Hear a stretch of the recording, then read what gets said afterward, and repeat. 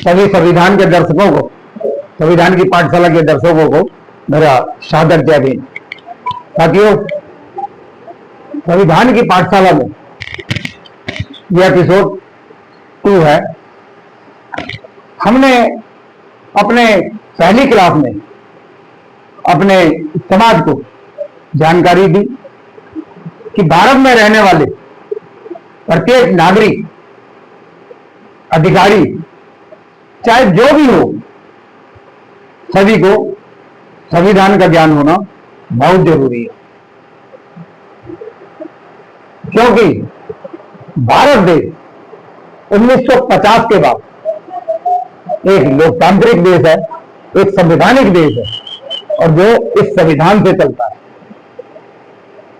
हमारे समाज को संवैधानिक ज्ञान न होने के कारण हमारे पूर्वज, हमारे माँ बाप, चाहे हमारे माता पिता, चाहे हमारे रिश्तेदार, जो भी बड़े बूढ़े हैं, उनको लगता है, जो बेचारे जिनको कभी स्कूल गए नहीं, उनको लगता है कि हमारे पूर्वज जो भी करते आए हैं वो बिल्कुल सही और हम भी ऐसा ही करेंगे, वो बिल्कुल सत्य है। जो भी साथियों, एक मिथ्या है।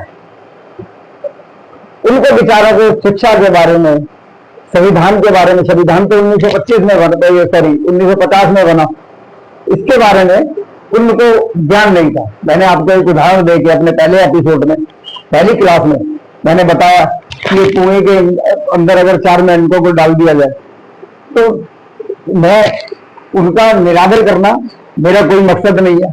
मेरा मकसद है उन लोगों को एक संवैधानिक ज्ञान भरना कि शिक्षा। आप देखिए, शुरू से गांव देहातों से बच्चों को ला लगे आप दिल्ली के अंदर लेके आए, बच्चों को पढ़ाया, बच्चों को लिखाया, और जब वो पढ़ लिख के वो अच्छी बातें बताते हैं तो माँ बाप उनकी बातें सुनते नहीं। वो कहते हैं हम क्या, जो हमारे पूर्वज जो इतने सालों से करते आए हैं, क्या वो गलत है? तो अब ये थोड़ा विचारने का, ये विचार करने का समय है साथी। और मैं सभी से बस हाथ जोड़ के निवेदन करना चाहता हूं कि इस संविधान के ज्ञान को, जो कि हमारे बाबा साहब ने इतना अत्याचार करके, इतना अत्याचार सहन करके, किस किस अत्याचार के, उनको ना पीने का पानी मिलता था बेचारों को, ना पहनने को ढंग के रहने के लिए घर का बेचारों का, फिर भी उन्होंने अपना शिक्षा के ऊपर सारा जीवन उन्होंने, केवल इसलिए उनके 4 बच्चे बेचारों के वो हो गए, क्या नाम, मौत के घाट उतर गए, मगर बाबा साहब ने ये बोला कि मेरे ये 4 बच्चे नहीं, ये पूरा जितना भारत में जितना बहुजन समाज है, मेरे को उस समाज के लिए काम करना है। आप अच्छा एक बात बताइए साथियों, आप मेरे से ज्यादा समझदार हैं, तो एक चीज बताइए कि ये किस किस हमारे समाज के घर में है। और आपको मैंने बोला कि सभी साथियों को मैंने बोला था कि ये चैनल को लाइक शेयर करें, ताकि ये आपकी भाषा का, इसमें कॉन्स्टिट्यूशन को उस ढंग से, संविधान को नहीं पढ़ाया जाएगा जिस ढंग से इसमें लिखा हुआ है। ये आपकी भाषा में, इसको एग्जाम्पल देके, उदाहरण देके आपको समझाने की जरूरत पड़ेगी। तो साथियों, जो मैं एक प्रण उठाया है और काफी लोगों ने मेरे को पसंद किया, इस पसंद के कारण मैं ये दूसरा वीडियो बना रहा हूँ। और यही मेरे अंदर की वो है कि मैं आप लोगों को ज्यादा से ज्यादा इस तक कैसे मेरे को कुछ भी करना पड़े, और मैं आप तक ये संविधान पहुंचा के रहूंगा। हम संविधान की पाठशाला में, ये आपकी भाषा में, अपने बुजुर्गों की भाषा में, संविधान के आर्टिकल और भी अधिकार हमें जो संविधान में दिए गए हैं, जिन्हें कोई भी बड़े से बड़ा अधिकारी या कोई भी नेता या कोई भी संवैधानिक पोस्ट पे बैठा इसको बिल्कुल नहीं लगा सकता। यहां तक कि संसद में भी कुछ अधिकार साथियों, हमारे फंडामेंटल राइट्स ऐसे हैं जो आर्टिकल 3 हमें देता है कि वो संसद चाहे प्रधानमंत्री चाहे राष्ट्रपति चाहे ठीक है, ताकि उन अधिकारों को कभी खत्म नहीं कर सकता, कोई भी खत्म नहीं कर सकता। ये कुछ फंडामेंटल जो हमें भारत का नागरिक बनते ही, पैदा होते ही हम लोगों को वो मिल जाते हैं। तो मैं अपने सभी साथियों से ज्यादा अपने बुजुर्गों से, अपने भाइयों से, अपनी बहनों से, अपने बच्चियों से, सभी से संविधान की पाठशाला चैनल को सब्सक्राइब करने के लिए मैं जरूर कहूंगा। ये हमारे समाज का अपना चैनल है। अच्छा, मैं एक उदाहरण और आपको आज देकर बताता हूं। दो लड़के समझ लो, बच्चे समझ लो, या दो बुजुर्ग समझ लो, दो आपस में लड़ रहे थे। जब आपस में लड़ रहे थे तो उनकी लड़ाई को कैसे छुड़ाया जाए? अब वो दोनों तो आपस में तो लड़ ही रहे हैं, तीसरा तो कोई होना चाहिए ना। तीसरा आदमी आता है तो उनको छुड़ाने लगता है, तो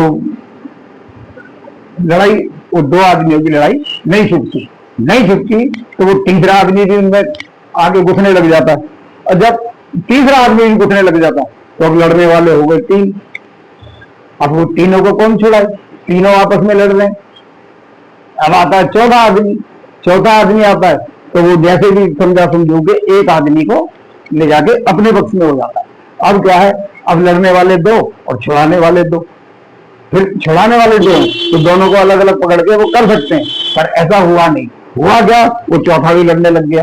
जब चौथा भी लड़ने लग गया, अब लड़ने वाले हो गए चार। अब आता है पांचवा आदमी। जब पांचवा आदमी आता है तो वो समझा बुझा के उनको उसमें से एक आदमी ले जाता है, एक आदमी को समझा देता है। वो कहता है हाँ ठीक है। तो समझाने वाले हो गए अब दो और लड़ने वाले हो गए तीन। ठीक है, अब ये दो समझाने वाले तो भी तीन लड़ने वाले। फिर एक चौथा आता है, वो फिर मिलकर तीन समझाने लगते हैं, तो फिर समझाने वाले दो रह जाते हैं, लड़ने वाले चार हो जाते हैं। ऐसे साथियों, लड़ने वालों की संख्या धीरे धीरे यहाँ पे हो गई है ज्यादा। यही अपने भारत का हाल है। जो ना समझने वाले लोग हैं, जिनके यहाँ पे, अब मैं बोलूंगा नहीं कि क्या भरा है क्या नहीं भरा है, तो बेचारे अपने समाज के चक्कर में, अपने जो भी लोगों ने पीछे की कुरीतियां अपने अंदर अपना रखी है, उनके चक्कर में वो लोग नहीं समझ पाते, संवैधानिक जीवन को नहीं समझ पाते। जो भी संवैधानिक जीवन जो उनकी लड़ाई छुड़ाने जाता है, वो उसी को गलत समझने लगता है। तो यही इस संविधान का है। तो साथियों, इसके अंदर बाबा साहब ने ऐसे 295 आर्टिकल लिखे, तो सॉरी 395 आर्टिकल है, जिसमें हर आर्टिकल में केवल आपके लिए हक, अधिकार, नागरिक ने सब नागरिक को कैसे जीना चाहिए, कैसे शिक्षा लेनी चाहिए, कैसे उसको अपने जीवन में आगे बढ़ने के सारे तरीके इस संविधान के अंदर है। और जब हम इसको पढ़ेंगे ही नहीं तो कहां से जाएंगे? आज हमारे समाज की हालत क्या है? सब सुबह से शाम तक आदमी लगे रहते हैं साथियों, बस उन्हें यही लगता है कि खुद ही कमाना है, खुद ही। हम राष्ट्र की संपत्ति है, राष्ट्र की संपत्ति की मतलब देश की संपत्ति। फिर आपको एक उदाहरण देके मैं समझाता हूँ। आप अभी आप सुसाइड करने की कोशिश कीजिए, तो आप कर पाएंगे? नहीं, कदापि नहीं कर पाएंगे। आपको आगे प्रशासनिक अधिकारी, पुलिस पकड़ के ले जाएगी। क्यों पकड़ के ले जाती है? इस चीज को जरा विचार करके मेरे को कमेंट में बताना कि वो क्यों पकड़ के ले जाते हैं। ठीक है साथी, अब मैं आपको इसका संविधान का आर्टिकल, फर्स्ट आर्टिकल मैं आपको आज शुरुआत करते हैं। पहला आर्टिकल का क्या नाम है? संघ और उसका राज्य क्षेत्र।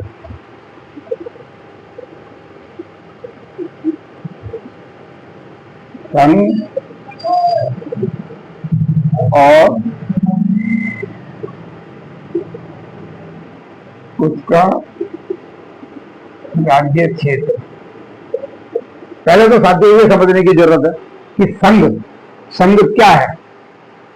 ये भारत को बनाने का, पूरा भारत किस हिसाब से बना हुआ है और किस हिसाब से बाबा साहब ने, देखिए कितनी सुंदरता से बाबा साहब ने पूरे भारत को इस संविधान के अंदर गढ़ा है। और हर एक प्रत्येक नागरिक को किस हिसाब से बाबा साहब ने अपने हक अधिकार दिए। हर आदमी, भारत का जो भी भारत में रहने वाला आदमी है, वो पूरे भारत का मालिक है। साथ मालिक जानते हैं, अब हमारे घर में कोई भी आदमी काम करने आता है तो हम कैसा व्यवहार करते हैं उसका, और आज हम कैसा व्यवहार करते हैं? अपने नेताओं से, अपने बड़े बड़े अधिकारियों से, क्योंकि हम लोगों को ज्ञान नहीं है। अगर हम लोगों को ज्ञान, संवैधानिक ज्ञान आ जाएगा तो आप उन लोगों से काम करा सकते हैं। अभी आप देखिए, आपको लाइनों में लगना पड़ता है जगह जगह, किसी भी आप प्रशासनिक अधिकारी से काम कराने के चक्कर में रहिए, जब तक आपको इसका ज्ञान नहीं हो आप उनसे काम नहीं करे रखे, यूं करके आप खड़े रहते हैं। क्यों खड़े रहते हैं साथियों? आपका हक है, आपके लिए वो काम करते हैं, पर जब तक आपके अंदर समझ नहीं होगी आप नहीं कर पाएंगे। आइए मैं समझाता हूं आपको ये संघ क्या है। संघ हमारे 28-29 राज्य हैं साथियों, ठीक है, 28 राज्य हैं। 28 राज्यों में कहीं राज्यों के नाम यूपी अलग है, बिहार अलग है, दिल्ली अलग है, पंजाब अलग है, राजस्थान अलग है। इन सब राज्यों को चलाने के लिए, ठीक है, अब वहां का आदमी यहाँ भी आ सकता है। दिल्ली, भारत में सबको अधिकार है, कोई आदमी कहीं भी जाके रह सकता है, कहीं भी जाके कमा सकता है, क्योंकि वो पूरे भारत का मालिक है। पर अभी तो ऐसा, आप जब तक आपको समझ नहीं आएगा तो नहीं समझ पाएंगे आप लोग। इन सभी 28 राज्यों को, 28 राज्यों का एक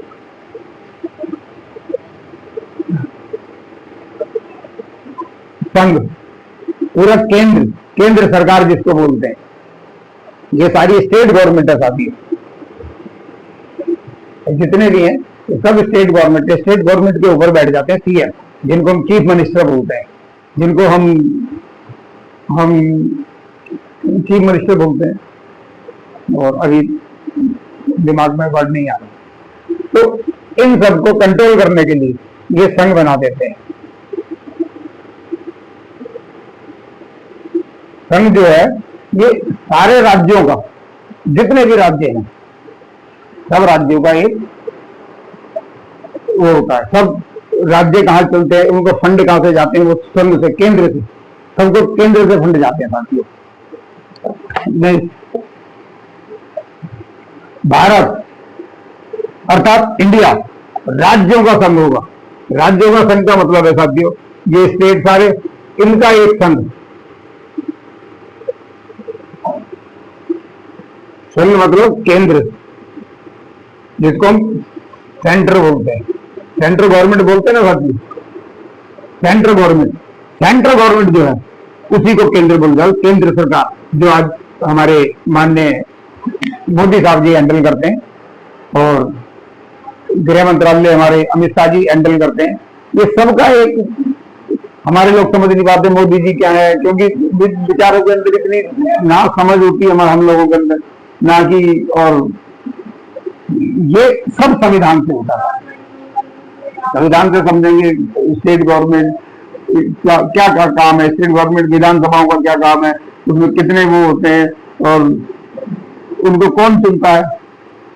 हम लोग चुन के विधानसभा में देते हैं, विधानसभा के वो चुन के अपने प्रधानमंत्री को चुनते हैं, राष्ट्रपति को, प्रधानमंत्री कैबिनेट के, लोकसभा, राज्यसभा के राष्ट्रपति को चुनते हैं। तो ये सारी लोकतांत्रिक प्रणाली है जो कि संविधान के अंदर। संघ होगा, संघ का मतलब है ये राज्यों में कुछ भी होता है, किसी भी राज्य में कुछ होता है, उसके लिए केंद्र जिम्मेवार होता है, ठीक है। और इसके राज्य क्षेत्र में, राज्य और उनके राज्य क्षेत्र में क्या क्या होगा, इनके लिए संविधान के लिए अनुसूची बनाई हुई है। तो आपकी अनुसूची अभी मैं बताऊंगा तो आपकी समझ में ऐसे नहीं आएगा, वो धीरे धीरे मैं आपको समझा के उदाहरण दे के आपको समझाऊंगा। इसका दूसरा क्लोज क्या बोलता है, नए राज्यों का प्रवेश या स्थापना। केंद्र जो है वो नए राज्य है, किसी को भी भारत के अंदर शामिल करना है, जैसे अभी कश्मीर का वो चल रहा है, और भी बहुत है जो कि भारत के अंदर उनके अपने वो भारत से वो है, पर वो मानते अपने को सब भारतीय। ऐसे छोटे छोटे स्टेट होते हैं, उनको कैसे राज्य संघ में शामिल किया जाए। पहले क्या था कि सारे राजा थे, जरा जितने ये राज्य छोटी छोटी जगह के राजा थे, और उन राज्यों ने, जबकि सरदार पटेल जी ने इन राज्यों को भारत में इकट्ठा किया, उनके राजाओं को वो किया, ऐसा नहीं है कि उनको खत्म किया ना, उन राजाओं ने भारत को भारत बनाने के लिए बड़ा संघर्ष करना पड़ा। उन राज्यों ने अपने को भारत में शामिल करा, जब जाके एक भारत बना। भारत पहले ऐसा नहीं था। भारत जगह जगह जगह जगह अलग अलग कबीले थे, उनके अपने राजा थे। अब राजाओं में तो लड़ाइयां होती रहती है, लड़ाइयां कभी हिंदू मुस्लिम की नहीं जाती। जो भी आज इस चीज को या एक राष्ट्र की तरफ, अब बताइए आजकल कि लोग सब एक तरह का राष्ट्र बनाना चाहते हैं, ऐसा नहीं है। भारत एक लोकतांत्रिक राष्ट्र है, इसमें हर धर्म, हिंदू मुस्लिम सिख ईसाई, हर धर्म इसमें रह सकता है। सारे और भी बहुत अल्पसंख्यक हैं, कुछों को तो हम जानते हैं, कुछों को नहीं भी जानते, कुछ धर्मों को।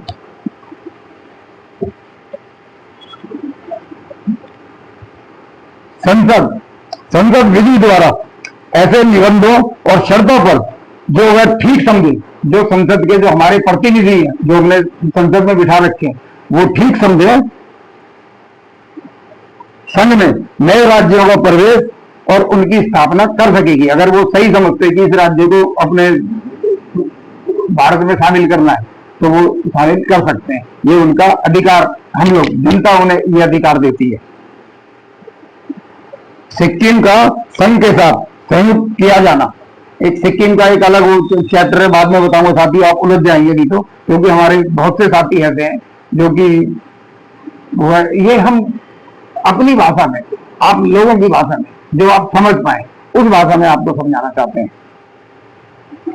नए राज्यों का निर्माण और वर्तमान राज्यों के क्षेत्रों, सीमाओं या नामों में परिवर्तन। देखा साथी, अभी जगह जगह आप देख रहे होंगे कि जगह जगह जो भी सरकार आती है वो उसका नाम चेंज करती है, उसका नाम चेंज, ये उनका अधिकार है साथी। ये अधिकार हमें इनको संसद देती है और संवैधानिक पोस्ट पे बैठकर ये लोग इस काम को कर रहे हैं, जिसके लिए कुछ जनता विरोध करती है, कुछ मोहम्मदन नाम होते हैं, कुछ पारसी नाम होते हैं, कुछ जगह जगह के बहुत धर्म है भारत के अंदर, उनके नाम से जो कोई भी है, आज मैं कुछ बनाना चाहूं या आप कुछ बनाना चाहें तो आप अपने नाम से बनाएंगे।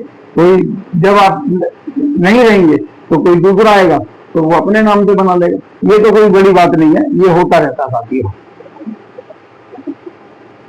नाम संसद विधि द्वारा का किसी राज्य में से उसका राज्य क्षेत्र अलग करके, जैसे एक बहुत बड़ा, जैसे यूपी बहुत बड़ा है साथियों, बिहार बहुत बड़ा है, तो राजस्थान बहुत बड़ा है, उसमें से दो भाग 3 भाग छोटे छोटे उसमें से करके ये सारे अधिकार हम, हमारे जितने भी ऊपर नेता होते हैं, संघ होता है, संघ केंद्र के पास ये सारे अधिकार होते हैं साथियों, वो कर सकता है। उसमें अगर कोई ऐसी चीज होती है, जनता उसका ऑब्जेक्शन करेगी, अगर जनता से बड़ा कोई नहीं है साथियों, पूरे लोकतंत्र के अंदर, पूरे भारत में जनता से बड़ा कोई नहीं है। देखिए क्या हुआ है, कहा कहता है एक पहला इसका कि किसी राज्य में से उसका राज्य क्षेत्र अलग करके अथवा 2 या अधिक राज्यों को या राज्यों के भागों को मिलाकर अथवा किसी राज्य क्षेत्र को किसी राज्य की भाग के साथ मिलाकर एक नए राज्य का निर्माण कर सकेगी। या तो अलग अलग भी कर सकती है या सभी राज्यों को मिला के तो एक राज्य भी बनाते हैं। ये सारे अधिकार केंद्र के पास आती होते हैं। कहा किसी राज्य की क्षेत्र को बढ़ा सकेगी, कोई छोटा राज्य लग रहा है तो उसका राज्य, कोई बड़ा है दूसरा तो एक सोच के लोग होते हैं तो थोड़ा सा राज्य लेके इसमें कर सकती है। सारी शक्तियां केंद्र के पास होती हैं। किसी राज्य का क्षेत्र घटा सकेगी, किसी राज्य का क्षेत्र बढ़ा सकेगी, किसी राज्य की सीमाओं में परिवर्तन कर सकेगी, और चौथा है किसी राज्य के नाम में परिवर्तन कर सकेगी, यानी नाम भी चेंज कर सकते हैं। साथियों ये सारे अधिकार जनता देती है। ये कौन देता है साथियों? ये जनता देती है, क्योंकि ये कॉन्स्टिट्यूशन सब जनता के लिए लिखा हुआ, जनता द्वारा लिखा हुआ। तो ये आर्टिकल पहला था साथियों। आर्टिकल 1 मैंने आज आपको समझाया। ये संघ और उसका राज्य क्षेत्र, संघ हो गया आपका केंद्र और राज्य हो गए स्टेट।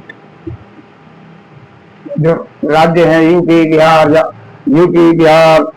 राजस्थान, सिक्किम, असम, 28 राज्य हैं।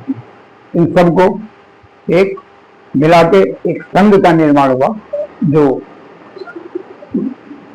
केंद्र सरकार कहलाती है। साथियों, ये था आर्टिकल 1, संघ और उसके राज्य क्षेत्र। मतलब भारत को बाबा साहब ने किस हिसाब से मांगा, इतने राज्य इकट्ठे करके एक संघ बनाया। वो संघ सभी राज्यों को उनका जो भी हमारा टैक्स का पैसा है, कुछ भी है, तो राज्यों को संघ से ऑर्डर होते हैं। इसलिए बोलते हैं ना, ऊपर से ये बोला जाता ना कि 2 इंजन की सरकार यानी ऊपर संघ में भी वो हो और राज्य में भी हो, ये होती है 2 इंजन की सरकार। तो सभी साथियों से और सभी अपने दर्शकों से, संविधान की पाठशाला के दर्शकों से मैं निवेदन करना चाहूंगा, साथियों चैनल को, वीडियो को ज्यादा से ज्यादा लाइक करें, ताकि ये सारी जानकारी हमारे समाज तक पहुंच सके। जो संविधान के बारे में जो लोग जानते नहीं है, जो बेचारे दूसरे चक्रों में अपना जीवन पीढ़ियां उन लोगों ने लगा दी कि उनके अंदर कोई जागरूकता विचारों के अंदर नहीं आई, तो आपसे मेरी इतनी निवेदन है कि वीडियो को ज्यादा से ज्यादा लाइक करें, वीडियो को ज्यादा से ज्यादा साथियों शेयर करें, ताकि आपका चैनल ही है, आपका अपना चैनल संविधान की पाठशाला लोगों तक ज्यादा से ज्यादा पहुंच सके। साथियों, अपनी प्रतिक्रिया जरूर देना। आप लोग कमेंट करने में इतना घबराते हैं, पता नहीं, जय भीम तो लिख सकते हैं, कम से कम उसमें मेरे को ये तो लगेगा कि हाँ, हमारा समाज हमें देख रहा है। जय भीम, जय भारत, जय संविधान साथियों।